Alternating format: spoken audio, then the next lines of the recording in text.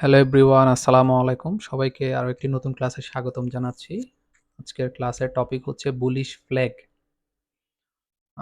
Bullish chart pattern এটাই হচ্ছে এরকম মার্কেটে একটা আপ ট্রেন্ড মুভ হয়। আপ ট্রেন্ড মুভের পর্বে একটা এরকম কনসোলিডেশন বলে এটাকে।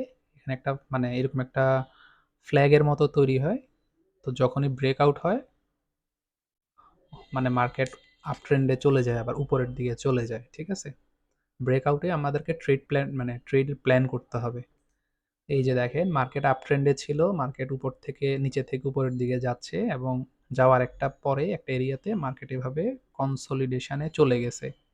যখনই ফ্ল্যাগটা ব্রেকআউট হয় আপনি এখানে ট্রেড প্ল্যান করতে পারেন।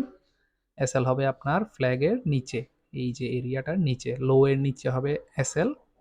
আর টিপি তো আপনি বুঝতেই পারছেন, 1:2, 1:1.5, মানে 1:5, সরি, 1:1.5, মানে ৳১ লসের জন্য আপনাকে মিনিমাম ৳১.৫ বা ৳২ প্রফিট করতে হবে। ওইভাবে আপনাকে ট্রেড প্ল্যান করতে হবে। ঠিক আছে?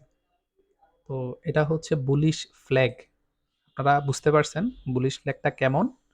মার্কেট উপরের দিকে যখন যাবে একটা এরিয়াতে রেজিস্ট্যান্স ফেস করে এভাবে কনসলিডেশনে চলে যাবে এবং এখানে এই যখনই কনসলিডেশনে যাবে এটাকে আপনি যখন ট্রেন্ড লাইন ড্র করবেন দেখবেন যে এটা একটা ফ্ল্যাগের মতো হয়ে গেছে।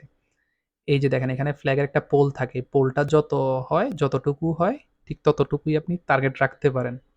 বা তার কাছাকাছি এই এই পোলটা যতটুকু হয় তার কাছাকাছি রেসিস্ট্যান্স এরিয়া পর্যন্ত আপনি টার্গেট রাখতে পারেন। বা এটা আরো উপরেও যায় মাঝে মধ্যে, বা 50% গিয়েও আপনার নিচে চলে আসে। এগুলো আমরা কিভাবে আমরা ট্রেডিং ইমপ্রুভমেন্ট করব ওই সকল ক্লাসে আমরা আলোচনা করব। আপাতত আমরা চার্ট প্যাটার্ন ইন্ট্রোডাকশন ক্লাসে আছি। তো আশা করি সবাই বুঝতে পারছেন যে বুলিশ ফ্ল্যাগ এটা দেখতে কেমন হয়।